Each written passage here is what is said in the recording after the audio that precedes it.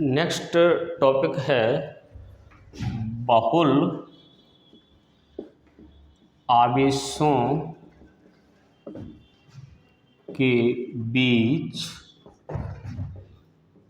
लगने वाला बल, और इसका एक दूसरा नाम है अध्यारोपण का सिद्धांत।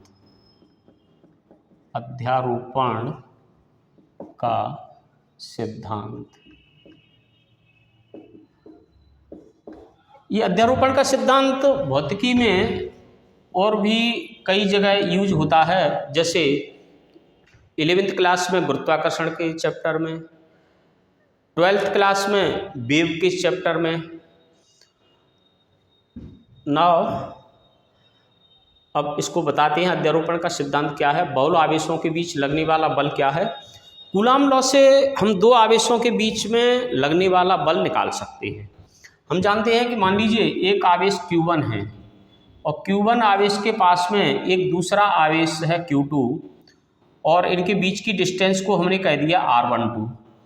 Q2 आवेश के कारण Q1 आवेश पर बल लगेगा F12, this is equal to 1/4πε0 Q1 Q2 upon R12 square R12 cap.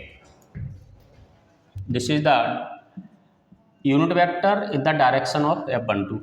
Now there is another charge Q3 whose distance from charge Q1 is R13, and force applied by Q3 on Q1 is F13. Then F13 can be written as 1/4πε0 Q1 Q3 upon R13 square R12 cap. ये Q3 आवेश के कारण Q1 आवेश पर लगने वाला बल है। यहाँ पर ये R13 कैप यूनिट वेक्टर है, इकाई सदिश है F13 की डायरेक्शन में। इसी तरह से हम और भी आवेश ले सकते हैं Q4 Q5, और लास्ट में हमने आवेश ले लिया Qn। तो Qn आवेश, इसकी डिस्टेंस है R1n, इसने फोर्स अप्लाई किया है F1n। Then F1n can be written as F1n equal to 1/4πε0 Q1 Qn upon R1n square R1n cap. अध्यारोपण का सिद्धांत ये बताता है कि किसी आवेश पर अन्य आवेश के कारण लगने वाला बल उन सभी बलों के सदिश योग के बराबर होता है। यानी Q1 आवेश पर लगने वाला कुल बल इन सभी बलों के सदिश योग के बराबर होगा, यानी F12 plus F13 plus ... F1n।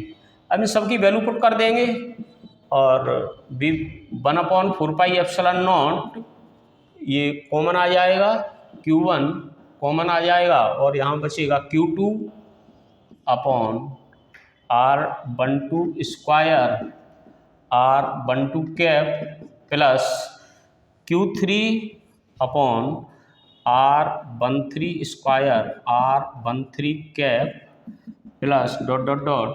Qn upon R1n square R1n cap. तो अध्यारोपण का सिद्धांत ये बताता है किसी आवेश पर अन्य आवेश हैं Q2 Q3 Qn, किसी आवेश पर अन्य आवेश के कारण लगने वाला बल उन सभी बलों के सदिश योग के बराबर होता है। इसको कहते हैं बहुल आवेशों के बीच लगने वाला बल या अध्यारोपण का सिद्धांत। यहाँ पर एक बहुत इंपॉर्टेंट बात यह है कि Q1 आवेश पर Q2 आवेश के कारण जो बल लग रहा है ये Q3 आवेश से या Qn आवेश से अफेक्टेड नहीं होगा। ये इस पर लगने वाला बल सेपरेट बल है, और इस पर लगने वाला कुल बल होगा, Q1 पर लगने वाला कुल बल होगा, वो सभी बलों के सदिश योग के बराबर होगा। हाँ, और इसको नोट्स के लिए हमारे टेलीग्राम चैनल पर तुम सब्सक्राइब कर सकते हो।